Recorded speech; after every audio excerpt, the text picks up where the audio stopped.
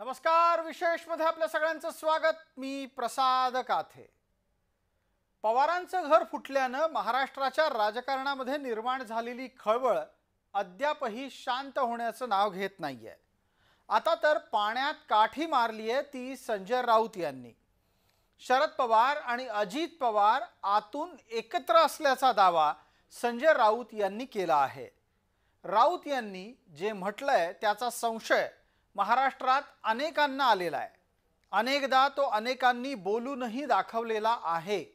असं असताना बंड करूनही तुम्हीच आमचे विठ्ठल असं म्हणत शरद पवारांच्या पायावर डोकं ठेवणारे नेते आणि तुम्ही कधी थांबणार आहात की नाही असं विचारणारे अजित पवार हे सगळं इतिहास जमा झालंय असं समजावं का?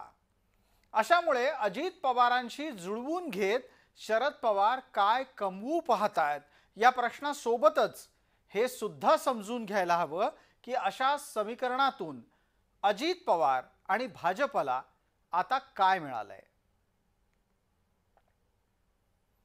मात्र या कहाणीला पुढे नेत असताना आलेला एक नवा ट्विस्ट आम्ही तुम्हाला सांगणार आहोत. तो ट्विस्ट आहे संग्राम अनंतराव थोपटे यांच्या भाजपा प्रवेशाचा.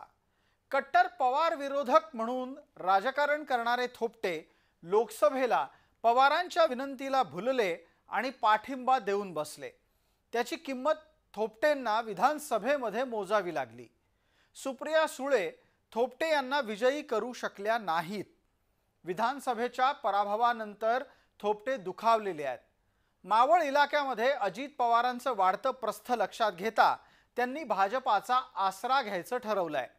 थोपटेंसारखा पवार विरोधक भाजपा महायुतीत आणतंय याचा अर्थ न कळण्या इतपत अजित पवार राजकारणात कच्चे निश्चित नाही. आज कार्यकर्त्यांची मनातली खतखत होती की तुम्ही सातत्याने भूमिका घेताय पक्षाबरोबर काम करण्याची, पण पक्ष म्हणून तुम्हाला ताकद देण्याचं काम हे ज्या पद्धतीने व्हायला पाहिजे त्या पद्धतीने होताना दिसत नाही. म्हणून मग नाईलाज असतो सगळ्यांची भूमिका जी आहे त्या सगळ्यांच्या भूमिकेनुसार आज आम्ही पक्ष प्रवेश करण्याचा निर्णय घेतला. थोपटेंच्या भाजपा प्रवेशाचा एक अर्थ असाही आहे की भारतीय जनता पार्टी 2029 मध्ये बारामती जिंकायचीच या तयारीला आत्तापासूनच लागली आहे.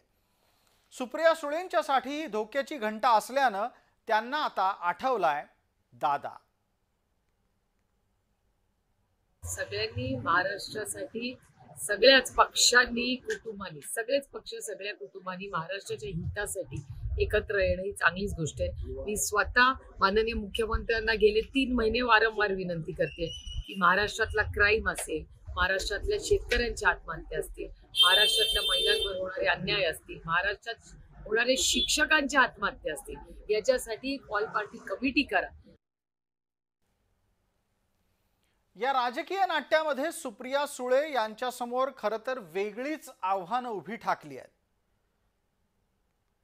सुप्रिया सुळे यांना आता दादाची मदत लागणार आहे, कारण दादाशिवाय ताई कशी जिंकणार हा प्रश्न आहे. संग्राम थोपटे आणि हर्षवर्धन पाटील हरल्यानं बारामती लोकसभेमध्ये विजयाचं समीकरण बदललंय.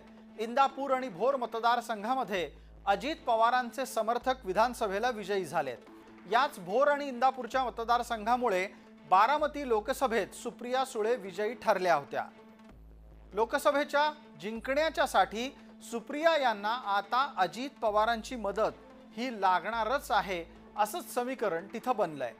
लोकसभेमध्ये मुलीचा विजय हा शरद पवारांच्यासाठी अत्यंत जिव्हाळ्याचा विषय झाल्याचं सगळ्यांनीच पाहिलं. अजित पवारांची साथ नसेल तर भविष्यामध्ये सुप्रिया यांना लोकसभा जिंकणं अवघड ठरणार आहे.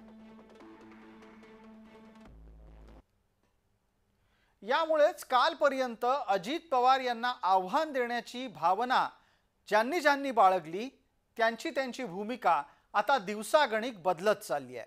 सत्ता नसताना अजित पवार सत्तेत असताना ज्या भूमिका आधी घेतल्या त्या आता बदलल्या आहेत, कारण वास्तव काही वेगळंच सांगतंय. अजित पवारांच्याकडे या घडीला पक्ष आहे आणि चिन्ह सुद्धा. तर या उलट सुप्रिया यांच्याकडे एक गट उरलाय आणि त्याचं चिन्ह आहे. अजित पवार सत्तेत आहेत, सुप्रिया सुळे सत्तेच्या बाहेर आहेत, सत्तेच्या विरोधात आहेत. अजित पवारांच्याकडे प्रशासकीय अनुभव आहे, सुप्रिया सुळे यांच्याकडे तसा प्रशासकीय अनुभव नाही. अजित पवारांच्याकडे कार्यकर्ते आहेत, सुप्रिया सुळे यांच्या बाबतीत तसं म्हणता येणार नाही. अजित पवारांच्या पाठीशी सध्या सत्तेतला भारतीय जनता पार्टी हा पक्ष आहे, सुप्रिया सुळेंच्या पाठीशी आहेत शरद पवार. ऊसाच्या कारखान्याचे प्रश्न सोडवण्याच्या बाबतीत असतील, इतर काही बाबतीमध्ये, तर त्याच्या वेळेला किंवा आपलं रयत शिक्षण संस्था अशा काही संस्था आहेत की त्याच्यामध्ये पवार साहेब पण आहे, अजितदादा पण आहे, कधी कधी सुप्रिया सुळे सुद्धा आहेत, नेट किंवा अशा ठिकाणी. तर या सामाजिक संस्थांच्या आहेत, त्यांचे प्रश्न सोडवायचे असतात किंवा चर्चेसाठी ते एकत्र येतात. कहाणी इथं आता अत्यंत रंगतदार झाली आहे आणि त्याची कारणं सुद्धा लक्षवेधी आहेत. पहा, कुटुंबाला आता अजित पवारांची गरज निर्माण झाली आहे, कारण पवार कुटुंब हे एखाद्या कॉर्पोरेट घराण्यासारखं आहे. वरकरणी ते राजकारणी वाटतं, पण या घराण्यामध्ये बहुसंख्य लोक उद्योजक आहेत आणि म्हणूनच त्यांचे व्यावसायिक हितसंबंध हे नात्याच्या वर असतात. शेती, फलोत्पादन, कारखानदारीमध्ये पवार कुटुंबातले अनेक सदस्य सक्रिय आहेत.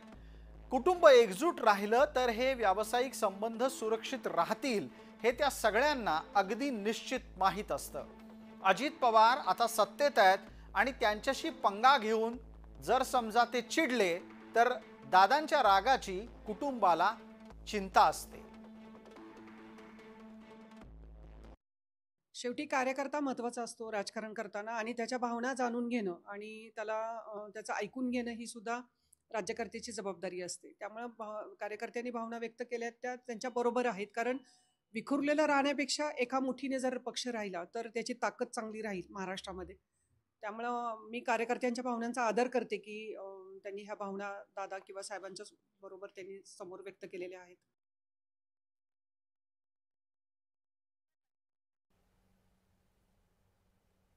पवार कुटुंबाचं हे वागणं ठाकरेंना मात्र रुचलेलं दिसत नाहीये. संजय राऊतांची चिडचिड सुरू आहे.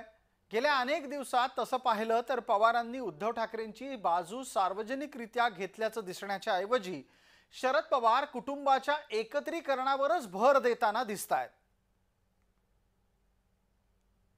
अजित पवार आणि शरद पवार यांनी एकत्र यावं. ते एकत्र आलेलेच आहेत. ते एकत्र आलेलेच आहेत ना. आम्ही आतापर्यंत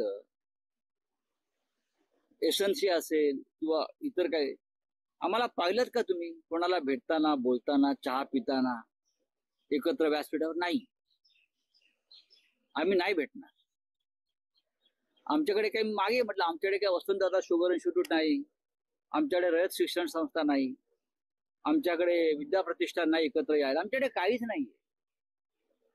की एकत्र आलो या कारणासाठी आणि आम्ही एका बंद खोलीआड बसलो, जयंतराव बसले, अजितदादा बसले, पवार साहेब आले, असं आमच्याकडे नाहीये. त्याच्यामुळे ते त्यांच्या स्वागताचे अजितदादांच्या वगैरे जे काय आम्ही काल बघतो ते त्यांचा प्रश्न आहे. तो आमचं प्रेम आहे तितकंच टोकाचं आणि कडवटपणा तितकाच असतो आणि त्यात भेसळ नसते. पवारांमध्ये भेसळ आहे इतक्या मोठ्या प्रमाणातलं धक्कादायक विधान राऊतांच्याकडून झालं आणि अजित पवार, शरद पवार एकत्र येत आहेत. या पार्श्वभूमीवर संजय राऊत चक्क पवारांच्या नात्यात भेसळ असल्याचं वक्तव्य करून गेले. राऊतांच्या या आक्षेपाला शिवसेनेनं उचलून धरलं आणि सुप्रिया सुळे यांना जाब विचारला. शिंदे असो की ठाकरे, सध्या दोघांचा शत्रू एकच, अजित पवार. आज शरद पवारांना भेसळ म्हटलेलं आहे त्यांनी. शरद पवारांची भेसळ आहे, आमच्याकडे भेसळ नाही. माझं सुप्रिया सुळे आणि शरद पवार यांचे जी काही पक्षाचे नेते आहेत त्यांना माझं आव्हान आहे, संजय राऊत यांनी तुम्हाला भेसळची उपमा दिलेली आहे, यावर तुमचं मत काय? तुम्ही भेसळ आहात का ओरिजिनल आहात? सुप्रियाताई, आपण याच्यावरती प्रतिक्रिया देणं गरजेचं आहे. दरम्यान सगळे पवार आतून एकत्र आहेत पण बाहेर दाखवत नाहीत, हे बारामतीकरांना पटतं का? राज्यामध्ये ठाकरे कुटुंब एकत्र आल्याने सर्वत्र चर्चा सुरू झालेली आहे. खऱ्या अर्थाने ठाकरे कुटुंब एकत्र आल्याने आता पवार कुटुंब देखील एकत्र येणार का, याकडे सर्व राज्यातील नागरिकांचं लक्ष लागलेलं आहे. मात्र आतून हे पवार कुटुंब एकत्रच आहे, मात्र वरकरणी विरोध आहे असं चर्चा सुरू झालेली आहे. या संदर्भात आपण पवार कुटुंब किंवा पवार परिवारावर जे प्रेम करणारे कार्यकर्ते आहेत त्यांच्याशी आपण आज बारामतीमध्ये चर्चा करणार आहोत. हे सर्व राष्ट्रवादीचे कार्यकर्ते आहेत आणि आपण त्यांच्याशी बातचीत करणार आहोत. 100% एकत्र आलं पाहिजे आणि आलं तर बारामतीकरांना महाराष्ट्राला दिवाळीत समजतं सगळं. आणि भावी मुख्यमंत्री म्हणून आमचे अजितदादा. तुम्ही काय सांगाल? खऱ्या अर्थाने पवार कुटुंब हे एकत्रच आहे, मात्र वरकरणी ते विरोध दाखवतायत, हे पटतंय का तुम्हाला? पटणं किंवा नाही पटणं त्यांची गोष्ट आहे, पण चांगली गोष्ट आहे की ते एकत्र पण आहे. तर महाराष्ट्राला नवीन चालना मिळेल, त्यामुळे महाराष्ट्राच्या विकासासाठीच आहे. तुम्ही काय सांगाल? पवार कुटुंब एकत्र आलं पाहिजे, चांगली गोष्ट आहे. महाराष्ट्र किती सुधारणा होणार आहे.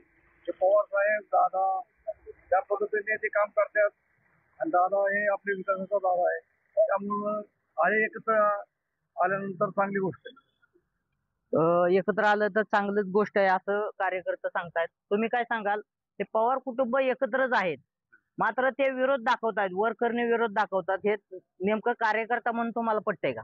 नाही कार्यकर्ता म्हणून नाही पटत, पण महाराष्ट्राच्या दृष्टिकोनातून फुले साहेब आंबेडकर विचारधारणा पवार साहेब आणि अजितदादा एकत्र आल्यानंतर महाराष्ट्रात त्यांना जेवढी ताकद भेटेल, महाराष्ट्राचे मुख्यमंत्री म्हणून ते डिक्लेअर बी होत्याल आणि महाराष्ट्राचा विकास होईल. जसे ठाकरे बंधू मुंबई वाचवायसाठी एकत्र आल्यात, तर महाराष्ट्रात पुन्हा एकदा फुले शाहू आंबेडकर विचारधारणाचे सरकार येण्यासाठी पवार साहेब आणि दादा एकत्र येणं अत्यंत गरजेचं आहे. नवनाथ बोरकर, जय महाराष्ट्र न्यूज, बारामती.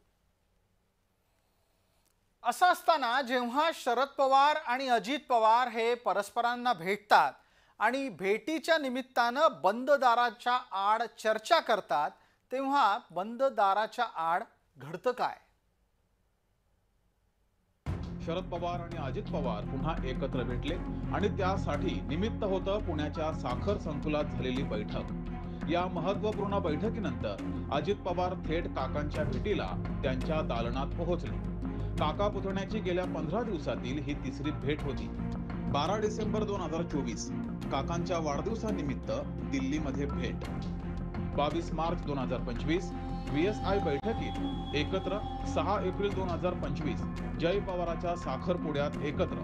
12 एप्रिल 2025 सातारामध्ये रयत शिक्षण संस्थेच्या कार्यक्रमात एकत्र आणि 21 एप्रिल 2025 पुण्यामध्ये साखर संकुलामध्ये कार्यक्रमानिमित्त एकत्र.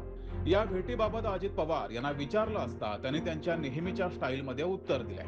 ह्यामध्ये परिवारातलं साखरपुड्याचा कार्यक्रम असला तर परिवार म्हणून एकत्र येतात. ही महाराष्ट्राची संस्कृती परंपरा आहे, ही वर्षानुवर्ष चालत आलेली आहे. त्याच्यात बाकीच्यांनी फार काही चर्चा करण्याचं कारण नाही. तो पवार परिवाराचा अंतर्गत प्रश्न आहे, नंबर 1. नंबर 2, पवार साहेब ज्या संस्थेचे अध्यक्ष आहेत त्या संस्थेमध्ये मी पण सदस्य म्हणून काम करतो किंवा ट्रस्टी म्हणून काम करतो. या सगळ्यात महत्वाचा विषय जो येतो समोर तो म्हणजे या भेटी दरम्यान या दोघांची देहबोली कशी होती. कारण राजकीय दुरावा निर्माण झाला, राजकीय वाद निर्माण झाली, त्यामुळे यांच्या बॉडी लँग्वेज काय सांगते हा सगळ्यात महत्वाचा प्रश्न होता. आजच्या भेटीची बॉडी लँग्वेज बघितली तर पहिल्या भेटीपेक्षा आजच्या भेटीची बॉडी लँग्वेज ही थोडी त्याच्यामध्ये मोकळेपणा जाणवला. अर्थात पूर्ण मोकळेपणा त्यांच्यामध्ये नव्हता, कुठेतरी राजकीय जे मतभेद आहेत ते दिसत होते. मात्र आजची भेट ही तुलनेने थोडीशी मोकळी होती. उद्धव ठाकरे आणि राज ठाकरे एकत्र येणार का ही चर्चा सध्या सुरू आहे. दोघांनीही एकमेकांना टाळी प्रतिटाळी देण्याचे संकेत दिलेत. त्यातच आता शरद पवार आणि अजित पवार यांच्यातील वाढत्या भेटीच्या पार्श्वभूमीवर राजकीय कुटुंबांच्या एकत्र येण्याबाबत खासदार सुप्रिया सुळेंनी सूचक प्रतिक्रिया दिली आहे. सगळ्यांनी महाराष्ट्रासाठी सगळ्याच पक्षांनी कुटुंबांनी सगळेच पक्ष सगळ्या कुटुंबांनी महाराष्ट्राच्या हितासाठी एकत्र येणं ही चांगलीच गोष्ट आहे. मी स्वतः माननीय मुख्यमंत्र्यांना गेले 3 महिने वारंवार विनंती करते की महाराष्ट्रातला क्राईम असेल, महाराष्ट्रातल्या शेतकऱ्यांच्या आत्महत्या असतील, महाराष्ट्रातल्या महिलांवर होणारे अन्याय असतील, महाराष्ट्रात होणारे शिक्षकांच्या आत्महत्या असतील, याच्यासाठी ऑल पार्टी कमिटी करा. काकांची साथ सोडत नाव आणि पक्षचिन्हासह पुढणे अजित पवार हे सध्या भाजपाच्या वळसणीला जात विकासासाठी सत्तेमध्ये सहभागी झाले. त्यामुळे शरद पवार आणि अजित पवार हे जर एकत्र आले तर यावर भाजपासह शिंदेच्या शिवसेनेची भूमिका काय असेल असे अनेक प्रश्नही साहजिकच उपस्थित होत आहेत. आधी एक दोघांमध्ये कुठेतरी तो मोकळेपणा दिसत नव्हता, तो मोकळेपणा आता दिसायला लागला. अर्थात पूर्ण मोकळेपणा दिसत नसला तरी कुठेतरी एक त्या नात्यामधला जो दुरावा होता, कुठेतरी वाद होते, कुठेतरी मनभेद होते, ते हळूहळू दूर होत आहेत, हे याच्यातून स्पष्ट झालं. पंकज दळवीसह ब्युरो रिपोर्ट, जय महाराष्ट्र न्यूज, मुंबई. ही सगळी चर्चा केवळ आणि केवळ पवार कुटुंब सुप्रिया सुळे यांना केंद्रस्थानी ठेवत केली तर ते योग्य होणार नाही. तसा शरद पवारांवर अन्यायही होईल. कारण या खेळात एका महत्त्वाच्या स्थानी आहेत ते शरद पवार. राजकारणाच्या आणि वयाच्या या टप्प्यावर शरद पवारांच्या समोर कोणते पर्याय आहेत ते पहा. शरद पवारांच्या समोरचा पर्याय महत्त्वाचा आहे, तो म्हणजे आता स्वतः निवडणूक न लढणे आणि त्या भूमिकेवर कायम राहणे. सुप्रिया सुळे यांना भविष्यात राज्यसभेत पाठवण्याचा शब्द त्यांना घ्यायचा आहे. अर्थात या क्षणाला तो कोण देईल हा मुद्दा आहे, कारण तेवढं संख्याबळ आता पवारांच्याकडे स्वतःचं नाही. अटी मान्य न झाल्यास भारतीय जनता पार्टीच्या सोबत जाऊन अजित पवारांना आव्हान देण्याचा विचार पवार कदाचित करू शकतात. पण हे सगळं तेव्हा जेव्हा निवडणुका जवळ येतील. अगदीच सगळी परिस्थिती प्रतिकूल आहे असं वाटायला लागलं तर अशक्य स्थितीमध्ये स्वतःचं अस्तित्व काँग्रेसमध्ये विलीन करतील अशी एकमेव शक्यताही राहते. तो पर्याय म्हणून इतर विविध पर्यायांच्या सोबत विचार करण्याजोगा विषय आहे.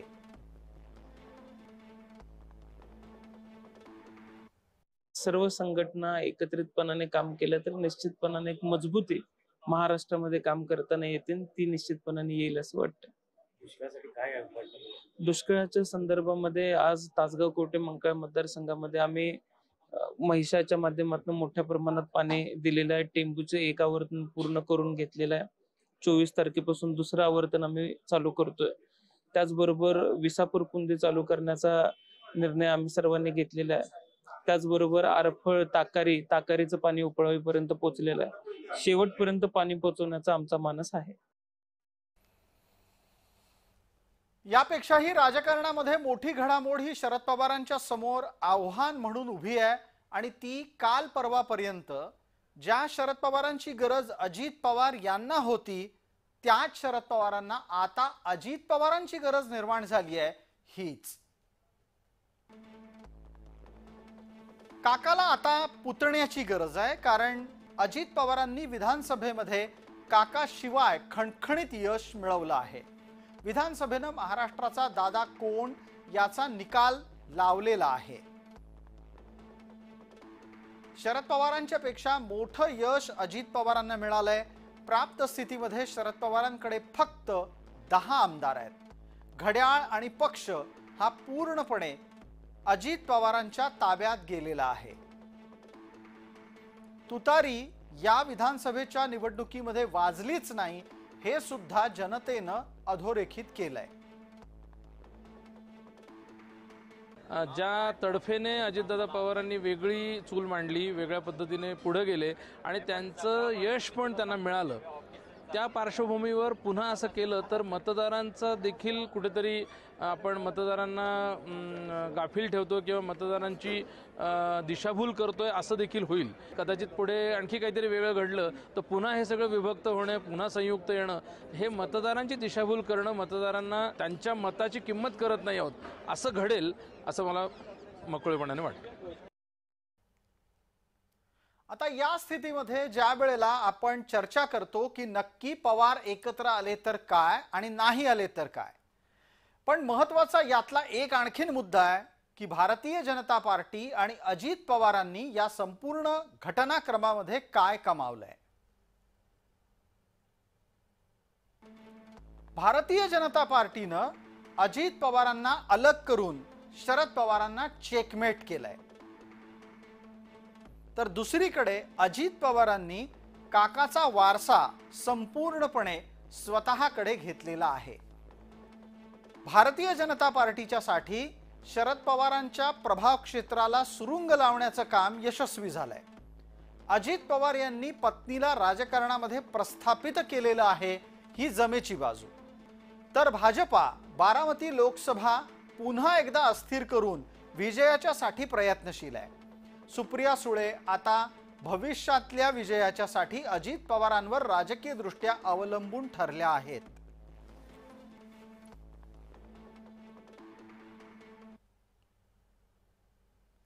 विशेषच्या या भागामध्ये तूर्तास इतकंच. आपण पाहत रहा फक्त जय महाराष्ट्र.